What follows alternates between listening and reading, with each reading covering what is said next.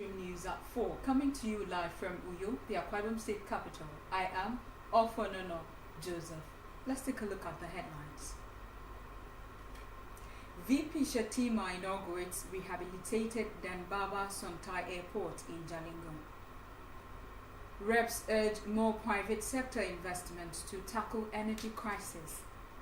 Plus, Trump unveils plans for Golden Dome defense system. Details of these stories and more in just a moment.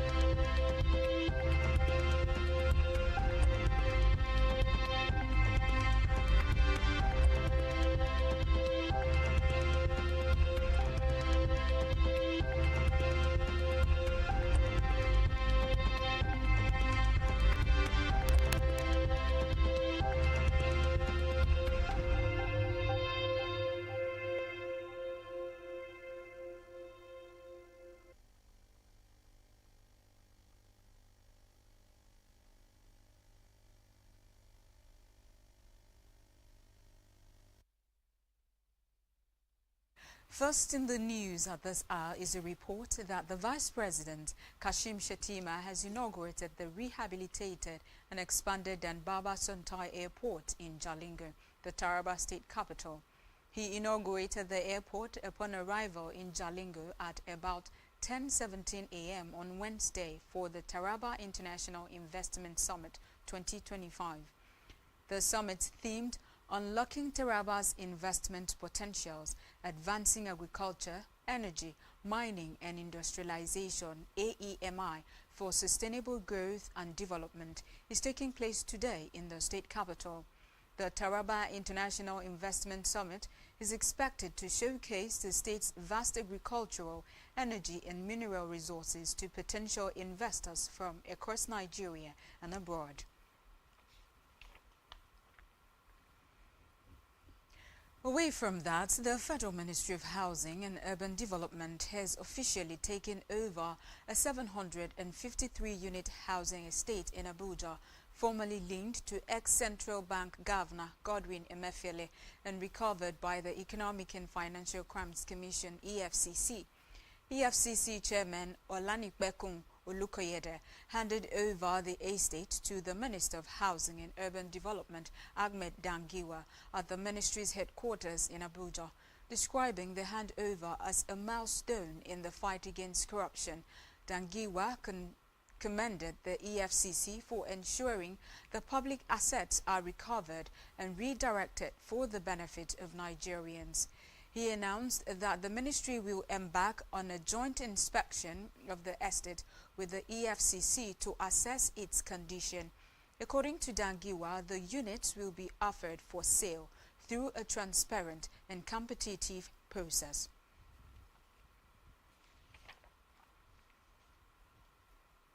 From the red chambers, the Nigerian Senate has begun to investigate a petition alleging the inclusion of non-indigents as representatives of Bauchi State in the shortlist for the Nigeria Air Force's Basic Military Training Course. The petition, authored by Bauchi State Governor Bala Mohammed, was submitted on the floor of the Senate by Senator Abdul Ningi, representing PDP, Bauchi Central. Governor Mohammed in the petition expressed concerns that candidates who are not from Bauchi State were wrongly listed as indigents, potentially denying genuine Bauchi youths the opportunity to serve in the military. Senate President Godswill Akpabio, after receiving the petition, referred the matter to the Senate Committee on Ethics, Code of Conduct and Public Petitions, as well as the Committee on Air Force for thorough legislative action. Akpabio stated that the petition will be argued at the committee's level. directing both committees to investigate the matter and report their findings to the Senate within 7 days.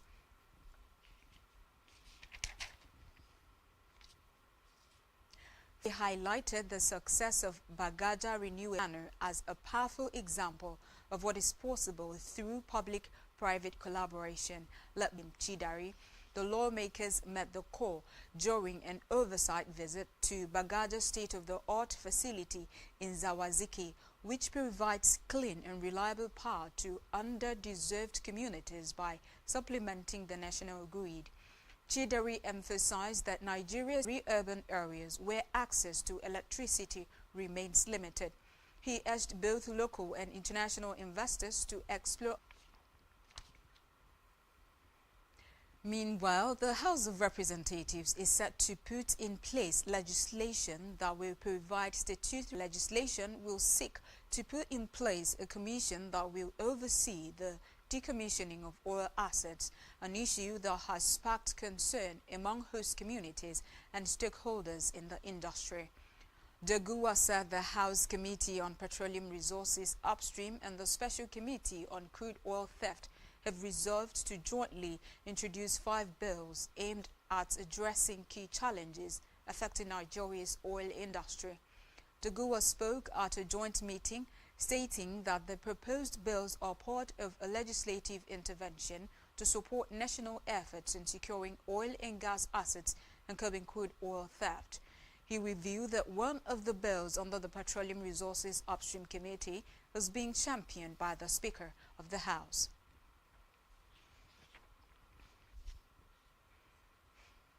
In the meantime, the House of Representatives has resolved to launch a comprehensive investigation into the state of health care facilities in the Federal Capital Territory, FCT, with a directive to submit a report. The lawmakers also called for a state of emergency in the FCT's health sector to address pressing challenges. In its resolution, following a motion of urgent public importance sponsored by Namdi Ezechi, APC Delta, the House urged the Federal Ministry of Health to collaborate with the FCT administration in conducting an immediate assessment of all health facilities.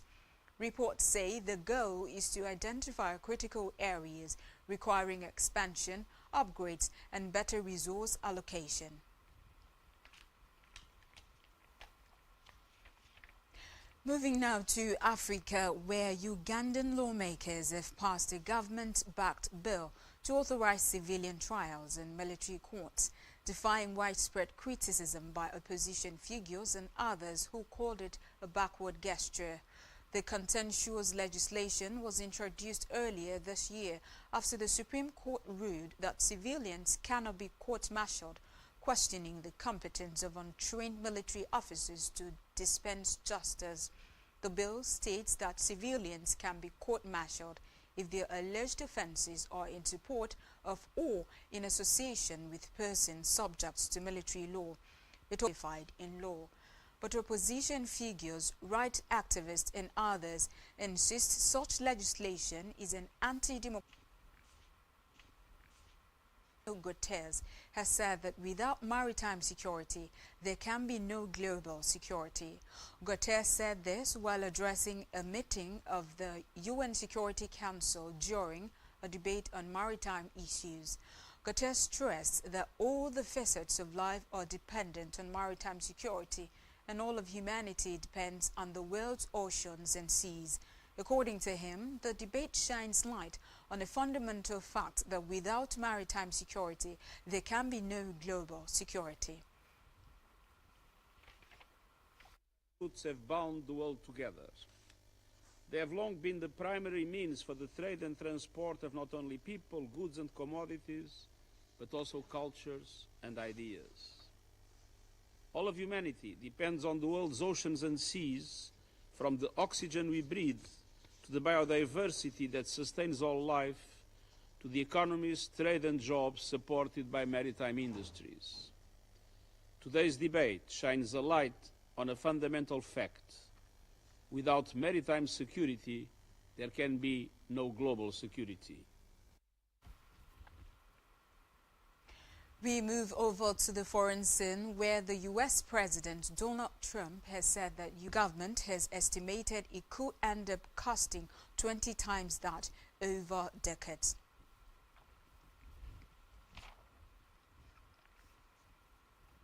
Still on the foreign scene, Britain's annual inflation rate has surged more than expected in April as energy and water bills rose sharply. The Office for National Statistics said in a statement that the Consumer Prices Index soared to 3.5% last month, up from 2.6% in March.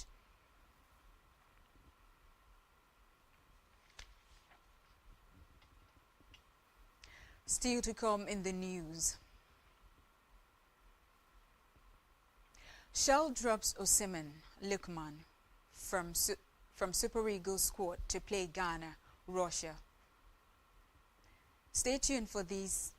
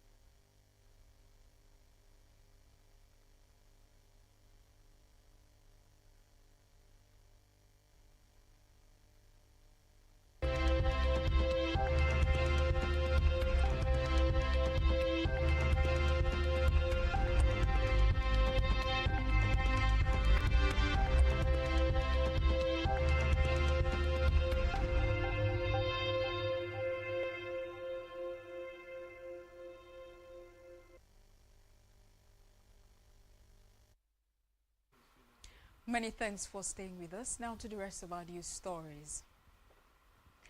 On our business news, the Central Bank of Nigeria, CBN, has retained the monetary policy rate MPR at 27.5%, citing uncertainties fueled by ongoing global trade war. The CBN Governor, Olayemi Cardoso, disclosed this at the end of the 300th Monetary Policy Committee MPC meeting at the bank's headquarters in Abuja. He said the committee was unanimous in its decision to hold policy and thus decided as follows: retain the PR at 27.50%, retain the asymmetric corridor around the NPR at plus 500 to minus 100 basis points, retain the cash reserve ratio of deposit money banks at 50% and that of merchant banks at 16%, and retain the liquidity ratio at 30%. Cardoso disclosed that the MPC noted improvements in some key indicators, especially the narrowed gap between the two foreign exchange windows, the positive net position of the foreign reserves, as well as the easing fuel prices played roles in the decision to hold the MPR. Account of reserves increased by 2.85% to $38.90 billion as at 16th of May 2025 from $37.82 billion at end of March 2025. This represents an import cover of 7.6 months for goods and services. The balance of payments recorded a surplus of $1.10 billion in the fourth quarter of 2024 compared $1 billion in the preceding quarter on account of moderation in current account. Still in business, the federal government, through the Minister of Interior Olubunmi Tunji-Ojo, said Nigeria, Lagos, at the regional workshop on maritime border security with the theme Regional Maritime Border Security in the Context of Counter-Terrorism in the Gulf of Guinea. The minister explained that Nigeria has advanced passenger information API used to profile passengers coming into the country. According to the minister, the API was used to query the passenger's record, antecedents, and travel history.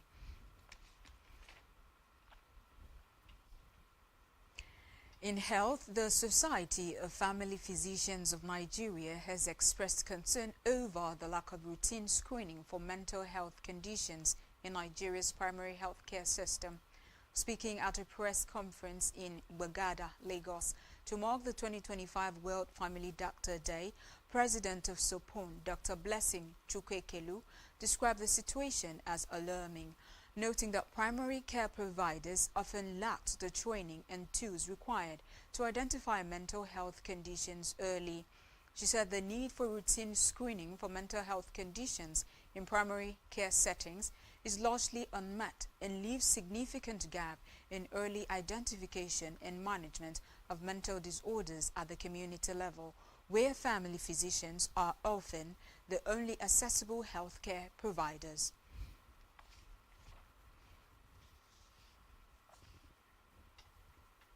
Talking sports now, to Real Madrid and England midfielder Jude Bellingham is expected to miss at least the first 6 weeks of next season when he has shoulder surgery after the Club World Cup. The 21-year-old has struggled with a persistent shoulder problem since 2023, and Real have scheduled the operation for when the tournament in the United States is over for England and for his club, having initially missed 2 games and for both Madrid and England at the end of 2023 after £115 million from Borussia Dortmund. He helped Madrid to the La Liga title and Champions League, scoring 23 goals in 43 appearances.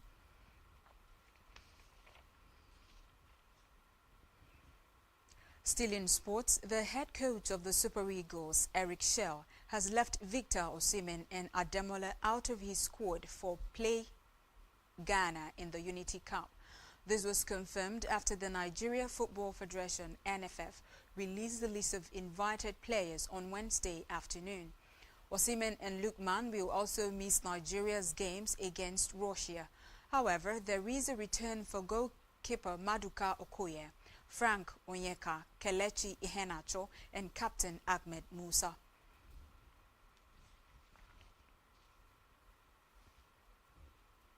On our entertainment news, a Ghanaian man, Dauda Bayigo, has announced an attempt to set a new world record for longest swimming marathon by an individual.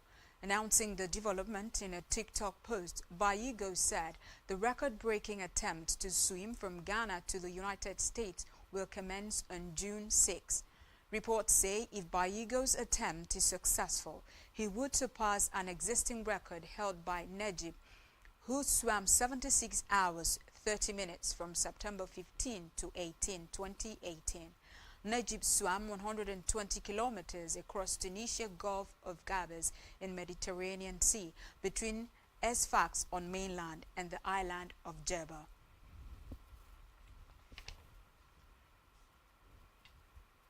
Lastly in the news at this hour, American R&B singer Chris Brown, former boyfriend of superstar Rihanna, was on Wednesday ordered release on bail in an assault case on condition he pay £5 million guarantee to a UK court. Under the terms of his bail, the judge said Brown, 36, can continue his scheduled international tour, which is due to start on June 8 in Amsterdam. If he fails to return to the UK, where he has a series of concerts starting on June 15, the £5 million will be forfeited.